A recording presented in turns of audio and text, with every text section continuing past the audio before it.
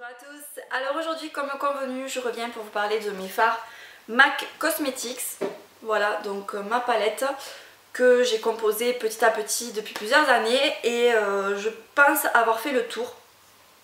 Du coup je me suis dit qu'une petite update sur ces fards vous intéresserait peut-être. Alors après évidemment je ne les connais pas tous, bien que j'en ai regardé des swatchs, vraiment j'en ai regardé, mais voilà, je pense que là je suis arrivée à une palette qui me convient bien, qui me correspond bien. Après évidemment j'en ai acheté d'autres, des fards que je n'ai pas gardés parce que finalement ils étaient très beaux mais en soi je les utilisais pas forcément. Et puis voilà, j'ai quand même la Naked 2, j'ai d'autres palettes de fards neutres. Donc au final voilà, je pense que j'ai pas besoin d'acheter d'autres fards chez MAC à moins qu'il y en ait qui sortent des nouveaux ou en édition limitée ou ce genre de trucs qui vraiment me tapent à l'œil. Mais sinon globalement je pense vraiment avoir fait le tour. Alors évidemment c'est ma palette à moi, ce sont mes goûts à moi. Il y en a très certainement que vous achèterez ou que vous avez déjà et que vous allez me dire en commentaire il te le faut, il te le faut. Peut-être que je l'aurais déjà testé, je sais pas, n'hésitez pas à me dire en commentaire. Cosmetics, j'ai découvert cette marque, ça remonte maintenant, ça fait peut-être 3 ans. J'avais commencé par acheter un fard, une poudre. Et puis voilà, ça a enchaîné avec les rouges à lèvres, avec les produits teint, voilà. Et je pense quand même avoir fait globalement le tour sur cette marque. Je vous avoue que le site je le connais par cœur, je l'ai vu en long, en large, en travers. Les swatchs c'est pareil et globalement c'est un avis positif que moi personnellement j'ai sur cette marque. Donc ça faisait très longtemps que je vous en avais pas parlé parce que à un moment donné, je sais pas, il y a eu comme une espèce de boycott contre cette marque là. Je sais pas, les gens ont considéré que c'était trop cher ou voilà, je sais pas, alors que clairement vous achetez du Benefit, du Urban Decay, on en parle beaucoup aussi sur YouTube et on n'en fait pas tout un pataquès, donc voilà, j'ai pas compris ce saoulement général pour MAC Cosmetics. Peut-être qu'à l'époque c'est vrai on en parlait un peu trop, mais globalement c'est une marque professionnelle qui est moins chère, bien moins chère que NARS ou moins chère que Benefit, Urban Decay et tout ça, et pour une qualité quand même relativement bonne. Alors tout n'est pas bon chez MAC clairement. Les fonds de teint j'en ai testé quelques-uns, c'est pas cela que je retiens vraiment. En matière de correcteur si quand même, je trouve qu'ils ont des bons produits vraiment. La poudre c'est pareil, la Mineralist Skin Finish elle est géniale. Les rouges à lèvres évidemment je vous les conseille, ils sont à 18,50 € je crois. Depuis que je teste la marque, donc ça fait 2 ans, ils ont pris 2 €, c'est pas cool, c'est déjà assez cher comme ça, donc voilà. Mais après, un fard à paupières, moi j'ai pas compris en fait cet esprit c'est cher. Quand vous allez en grande surface que vous achetez un fard L'Oréal, il n'est pas donné non plus quoi. Et pour peut-être, allez, 3 € en moyenne de plus, vous pouvez avoir un fard à paupières. Donc moi je les ai toujours achetés en refill, donc en recharge, pour pouvoir les mettre dans ma palette tout simplement, c'est moins cher. Et si vraiment vous voulez plusieurs fards, c'est plus pratique d'avoir ce genre de palette que d'avoir des fards individuels. Moi globalement quand je regarde ma collection de maquillage, j'ai très peu de fards en individuel, je trouve pas ça pratique. Donc bah, écoutez, on va commencer. Donc dans cette palette normalement je mets d'autres fards individuels qui sont à peu près la même, qui sont pas à peu près, qui sont de la même taille que les fards MAC. Là je les ai enlevés pour vraiment vous montrer uniquement les fards MAC que j'ai. Donc voilà, je les ai pas comptés mais en fait je peux mettre une rangée de plus. Voilà, donc il y a des fards que j'ai déjà rachetés, d'autres qui sont vraiment bien creusés. Mais globalement c'est voilà, c'est ma palette, la palette que j'utilise vraiment au quotidien. Donc je vais essayer de vous les montrer comme ça de loin. J'essaierai de faire des petits plans plus près. Si j'arrive à faire ça avec mon logiciel de montage, il va falloir que je fouille parce que je comprends pas tout. Mais donc je vais commencer par le premier que j'aime beaucoup. Je l'ai racheté ce fard là, c'est le fard brûlé. C'est un fard beige mat qui va très bien avec ma couleur de peau pour mettre sous le sourcil, vraiment il est parfait. C'est le dupe du fard. C'est un fard chez Sephora, j'ai perdu le nom, je crois que c'est beige quelque chose, enfin bon, c'est le dupe parfait. Moi j'ai racheté celui-ci tout simplement parce que j'ai eu l'occasion de le racheter, voilà, et puis il va dans la palette et c'est vrai que voilà, avoir tout dans la même palette c'est quand même plus facile pour moi. Donc vous avez ici le phare brûlé, qui est donc un phare beige mat, tout simplement. À côté, vous avez le phare Shroom. Shroom, donc c'est un phare blanc irisé qui est très très joli. Je l'ai beaucoup utilisé au début avant d'avoir brûlé. Et puis je me suis lassée en fait du côté très irisé sous la paupière. Donc je l'utilise de temps en temps avec une base, avec un jumbo blanc de chez NYX. Voilà, je mets mon jumbo et ensuite je mets ce phare là parce que sinon je le trouve quand même assez light au niveau de la pigmentation. Il n'est pas non plus super pigmenté. À côté j'ai le phare Kid. Donc c'est le dupe du phare Naked de la palette Naked 1. Voilà, c'est exactement, c'est le dupe parfait. Moi, vu que j'ai revendu ma palette Naked 1, que j'utilisais très peu, ce phare là me manquait quand même. Voilà, pour faire le creux, etc. Voilà, il est vraiment utile. Et donc ce phare là, Kid, est vraiment très bien. Dans la même lignée, vous avez le phare Wedge, qui est un ton en dessous, il me semble. Ensuite, à côté, j'ai le phare Malt. Donc Malt, c'est un phare, donc là c'est Kid, ici c'est Malt. Malt, c'est un phare dans le même esprit que Kid, seulement il est plus rosé en fait. Voilà, c'est un phare mat également. À côté, vous avez le très célèbre, non je me trompe, c'est pas le très célèbre, c'est qui celui-là? C'est Jest. Donc Jest, c'est un phare irisé, rosé. Voilà, il est très très joli, je m'en sers pas quotidiennement, mais voilà, j'aime bien aussi, ça change. À côté, vous avez le phare grain.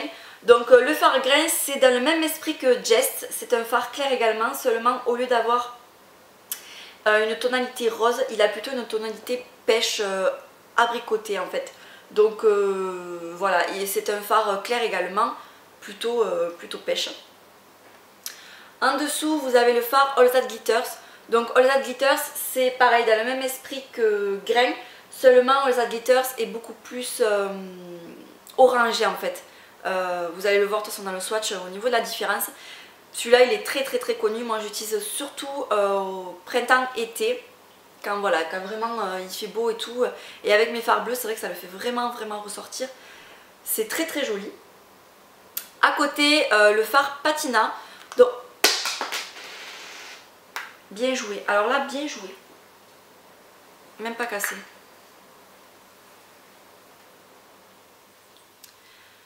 À côté, on a le phare Patina, et alors là, c'est un de mes fards préférés.